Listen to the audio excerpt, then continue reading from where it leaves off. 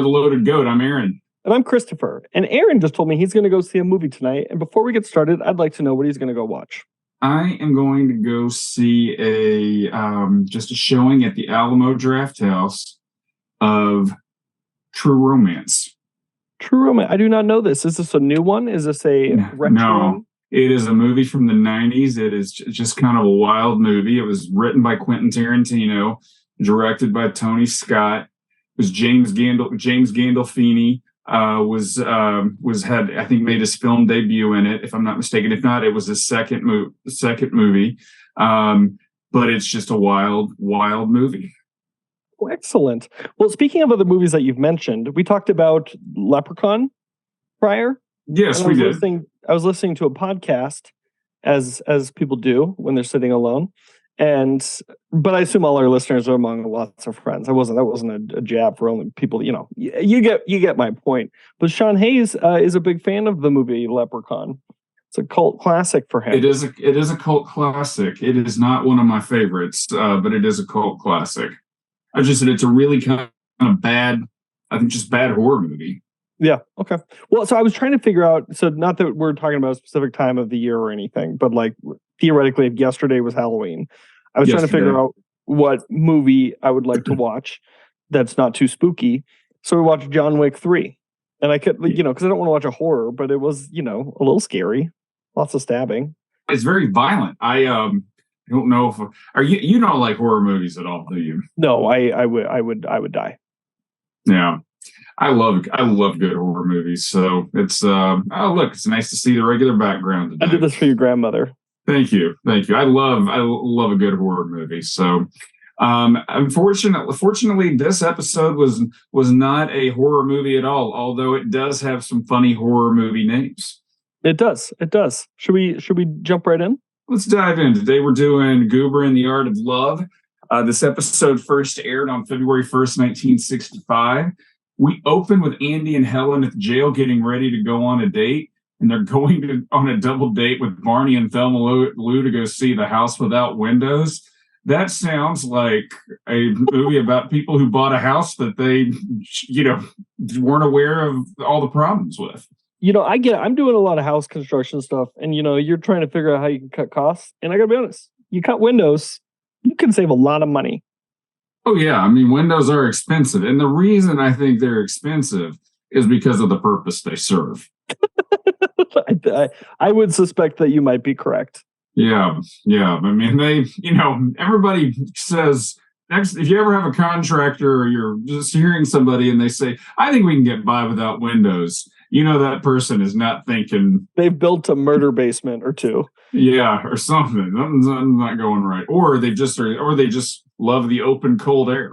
So drafty. Yeah. But in comes Barney and Thelma Lou. Barney ribs Helen about the movie being scary, and apparently they razz him about a mummy movie that he had to keep his eyes closed at, which that sounds about like Barney. This reminded me, I went to see Jesus Christ Superstar on Broadway when I was 8. My parents didn't go, and I crawled under the seat in panic, and some person next to me held me until it was over. Who did you go see this with? I was there on a community theater trip, so I was there with my friend Taylor.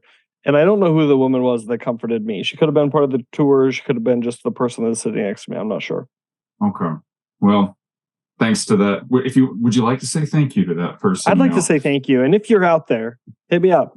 You can reach out on anywhere you get your podcast. Put it in the comments. Yeah, there you go. Well, yeah. If you randomly picked an 8-year-old up at Jesus Christ Superstar in what year? 97, 98. All right. Look us up. We're pretty easy to get in touch with. So Andy then whispers his plan to go make out at the lake after the show. And I just still am always perplexed that two men in their 30s have to be so crafty about something like this. Yeah, it really is. It really is wild. Yeah. It's almost like these scenes are written by 12-year-old writers. They're like, well, well, the parents are going to leave and we're going to shut the door and go into the basement and play spin the bottle. I mean, exactly. It really does feel like that. So they start to leave and Goober stops by and he clearly wants to hang out with them. and Thelma Lou and Helen invite him along. And the next day, or the next morning, Barney comes in. I mean, he is mad. And he comes into the jail grumpy, and he gets Andy to ask him what kind of time he had. And Barney answers, rotten, rotten, rotten, rotten. I mean, he is so upset. And then it turns out Goober went with him to the lake, which I'm kind of like, you went to the lake with Goober? I mean, I feel like come up with a different plan, or just say we're all tired and we're going home, and then go to the lake. You don't have to bring Goober to the lake. Yeah, you got to lie your way out of this for sure. Yeah. And he walked Barney and Thelma Lou home, and what they decide is they need to hook Goober up with the girl. Which I think is because you can see that he's being chivalrous in the way that he's dating Barney and Thelma Lou. He's walking them home, he's asking for consent with things, he's being all right. They're like, hey, you know what? Let's take this guy out for a spin. Let's let him up to the big leagues. I think they just want a throuple to a couple, I mean, I think they just want some. I think they just want some time alone. I don't think there's anything about like, let's turn this man over to this man's ready to date. I mean, he is ready to date and he needs to date. I think he's in his 30s. So they approach Goober about it. Goober says he likes Marina Sullivan, who plays Jane in the Tarzan movies. Was he fixing like a flat tire? What was he doing with all that tar on the tire? I couldn't really tell. I wasn't sure. Yeah. Okay. And so then I was to say, what about somebody in town? And he says he likes Lydia Crosswaithe. Did you remember who Lydia Crosswaithe was? Okay, so Lydia Crosswaithe made another appearance. And this you don't realize it doesn't make it clear until like a few of the scenes later. But she's do you remember the scene where Andy and Peggy get into a fight? And Barney tries to set him up. This is like in season 3, and Barney tries to set him up with Lydia Crosswaithe, and she's sitting there, and that's who she is. Yeah, and she's like, I don't like chit chat. I'll have a conversation. I will prefer deep conversations, but no chit chat. Yeah. So maybe he was doing that though because he knew that was a point of tension between Barney and Andy. That's a long call. Yeah, that's Goober playing 3D chess over there. Goober says he likes Lydia Crosswaithe, but he doesn't know what to say to her. And he says, Andy basically, all he has talked to her about is a car, and that just infuriates Barney.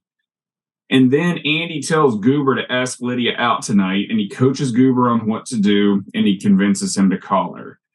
And we cut to Goober at her house, and he is clearly nervous. He rings the doorbell, and Lydia appears. She's played by Josie Lloyd again, who also played Mayor Pike's daughter. And she seems like a pretty, but she seems like a very shy, pretty girl next door. Not the frumpy person we saw in Barney Mends a Broken Heart. Or the person we saw that sings with the voice of a meadowlark.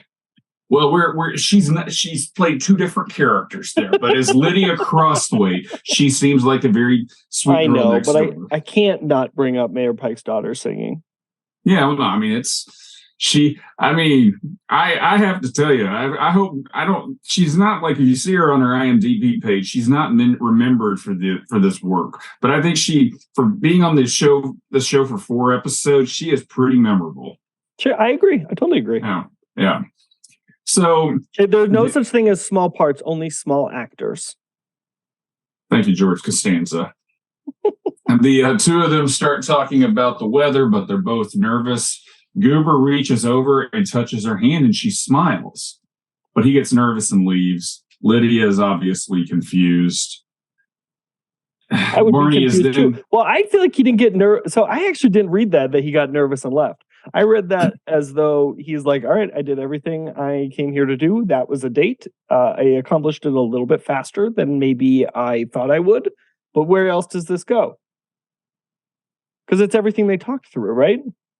You're right. You're right. Maybe he didn't get nervous. Maybe he was just like, this is a date. And,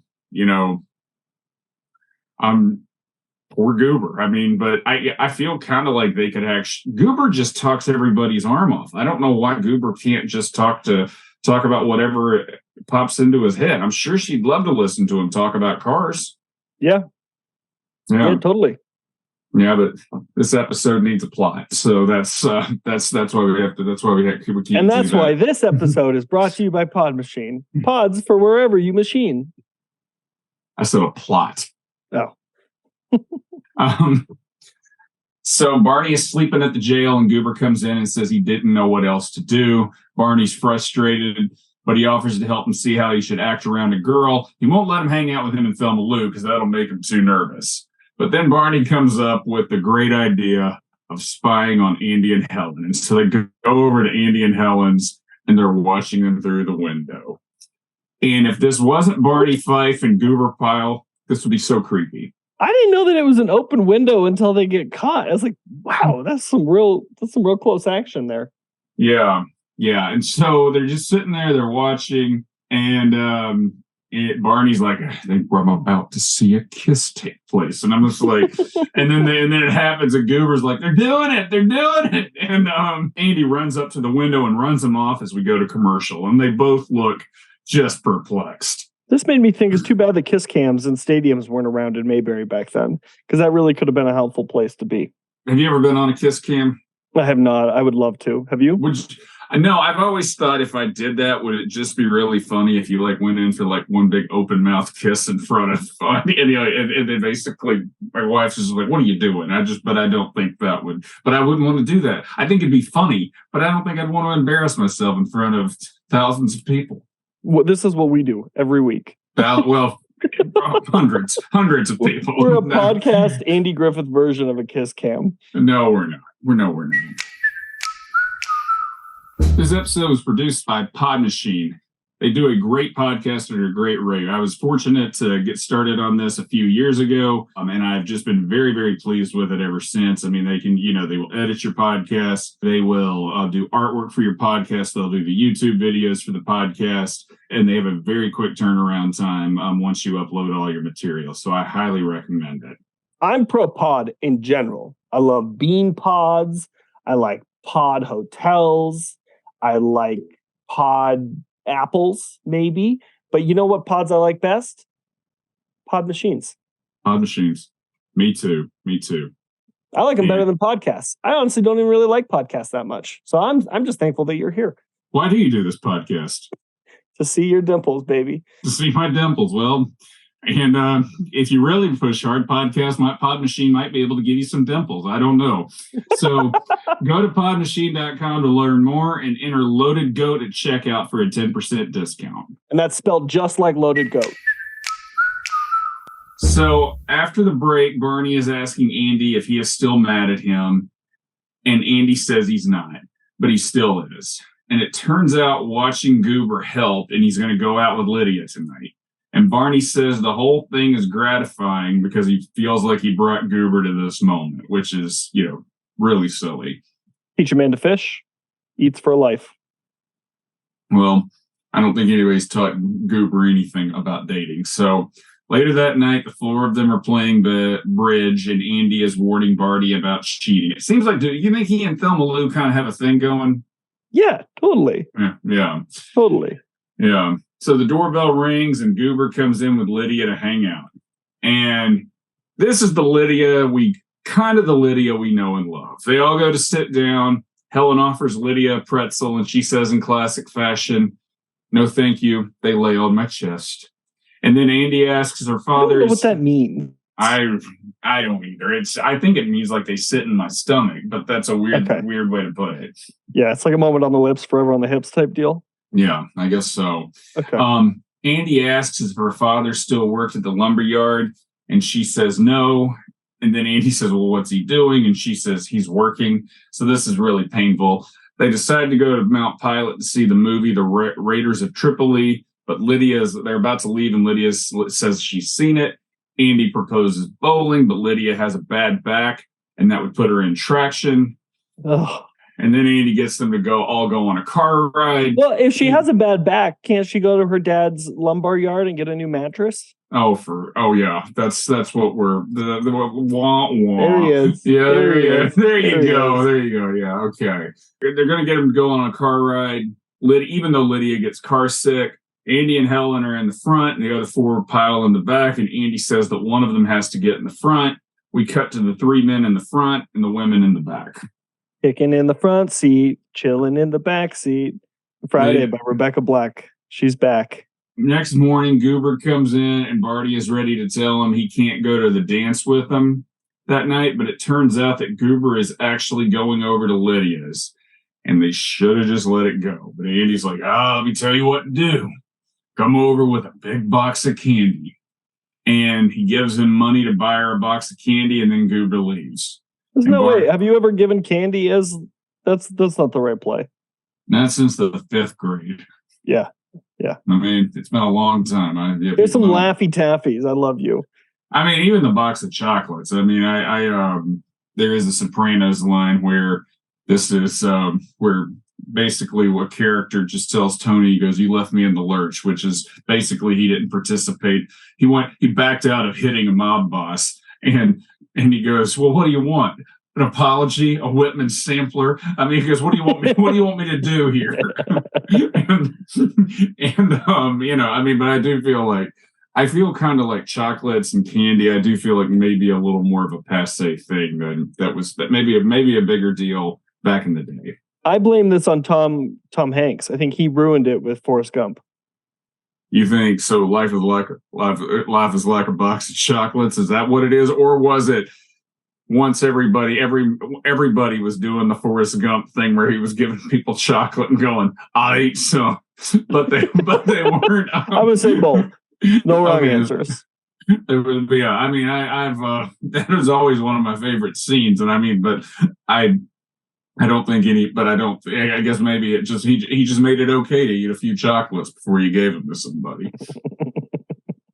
So Barney and Andy like pat each other on the back or punch each other on their arm, and they're like, we did it. We pulled this off. And so later that night, the four of them are getting ready to go to the dance, and they start to leave, and in comes Goober and Lydia. They ate all of the candy, and they've run out of things to do. And they basically... And they're all hopped up on sugar, too. They're all hopped up on sugar, but Lydia wants to walk because her stomach is bothered because of all the candy they had. And they leave as we go. You know how you fix that? Too much sugar? Eat some celery. Really? Yeah, game changer for me. Celery and water. But yeah. Okay, good to know. I don't really run into a problem anymore where I eat too much sugar. I mean, I'm usually pretty good about. I figured it out. I figured it out. I don't really, even at Halloween, I don't overindulge where I'm like, I ate too much sugar. Well, it works for everything. You know what Narcan is? Narcan is just celery. What is Narcan? Oh, Narcan is the like if someone's overdosed. Oh. Yes, yeah. That's if I don't really hang out with I don't hang out with really any drug users as far as I know. But if I did and they overdose, I'm just gonna like, get them some celery and water. My podcast co-host said so. I can't tell if that was a problematic statement or not. We're gonna keep it in. Put it in the comments whether you like it or not. All right. In the epilogue, Helen and Andy are sitting on the couch going through a photo book, and then they kiss. But as they do, Barney comes in and he has dropped Thelma Lou off, and he decides to hang out with them. And he carries on about what a pest Goober is, as he won't leave, and then he invites himself to go to Morelli's with Andy and Helen to get pizza as we close. Some things never change. Patterns repeat. Now, how many whistles would you give this? I'd just give this a solid 6. Solid 6. I'd give it an 8. Oh wow! Okay, cool. I mean, I feel like it's got good character usage. They bring back a fun character from the past. They kind of open up a new dimension with Goober and dating. And it's not like we never see Goober date again. He's going to date on the show going forward. Okay. So I think it works well. They opened up a new world. It's like when they introduced like Ant-Man or something into Marvel. You're like, oh well, I didn't know we had that journey to go. Keep going in this direction. Yeah, no, I mean, it was really like, it's kind of like, what is it? Do you watch Marvel movies? No, not at all. Okay, well, they've opened up this whole new realm where on the new phases of the Marvel movies where, there's just different things happening in on different time continuums and everything. So that's so I'm kind of like, that's basically the same thing of what we do when we introduce Goober to dating. I love it. Yeah. Cool. So Yeah. Any final thoughts? No, it's been wonderful to see you. I hope you enjoy your time at the Alamo Draft House, Thank proud you. sponsor of the Loaded Goat. I wish. I